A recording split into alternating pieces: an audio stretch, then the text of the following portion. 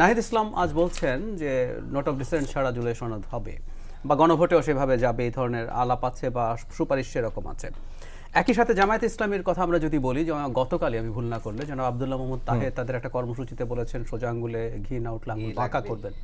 আমার কাছে অবশ্য মনে হয় জামাত আঙ্গুল অলরেডি বাঁকা করেই রেখেছে, মানে নতুন করে বাঁকা করার কিছু নেই। প্রথম থেকে তার আঙ্গুল বাঁকা, অনেক দিন থেকে বাঁকা করেছে। এই যে লোয়ার হাউস পিআর লাগবে, গণভোটটা নভেম্বরে লাগবে, এগুলো সবই আসলে আঙ্গুল বাঁকা করে রাখা। কিন্তু এই কথাগুলো বা এই কাজগুলো তারা কেন করছেন?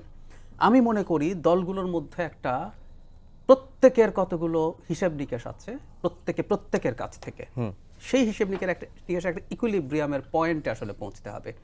জামাতের তার নিজস্ব রাজনীতি আছে, সে অলরেডি যেসব কথা বলেছে সেটা থেকে পুরো সরে না এসে সে চায় যে বিএনপিও কিছুটা ছাড় দিক, কারণ নির্বাচনকে সামনে রেখে জামায়াতি সব জায়গা থেকে সরে আসবে।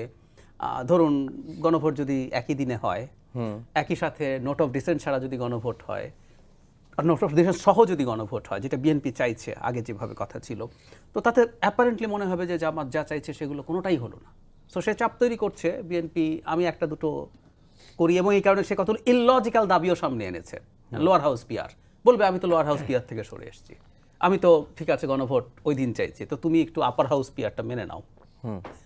এই চাপটা দেয়া নেয়া, একই সাথে জামাতের সাথে না হলেও এনসিপির কিন্তু, মানে এনসিপির প্রতিনিধি আছেন, তিনি হয়তো স্বীকার করবেন না, তারা ফর্মালি অস্বীকার করেছেন একটা রিপোর্ট নিয়ে। এনসিপির কিন্তু নির্বাচনী জোট এবং তাদের প্রাপ্তি অপ্রাপ্তির আলোচনা আছে। জামাতের সাথে বিএনপি জোট হচ্ছে না, কিন্তু এনসিপির সাথে জামাত এবং বিএনপি উভয়েরই জোট হওয়ার সম্ভাবনা আছে, এটা তারা স্বীকার করছেন। বিএনপির সাথে যে একটা খবর এসেছিল কতগুলো সিট এবং কয়জন মন্ত্রী, সেটা তারা অস্বীকার করেছেন।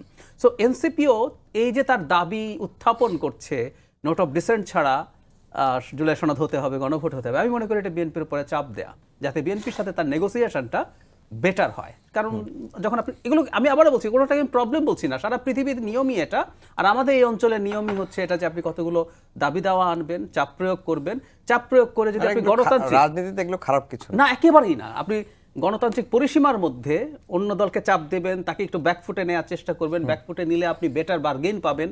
আমরা এই জিনিসগুলো দেখছি। তো সমাধান আসলে হতে হবে রাজনৈতিকভাবে, এটার আসলে কোনো টেকনিক্যাল সমাধান আমি দেখি।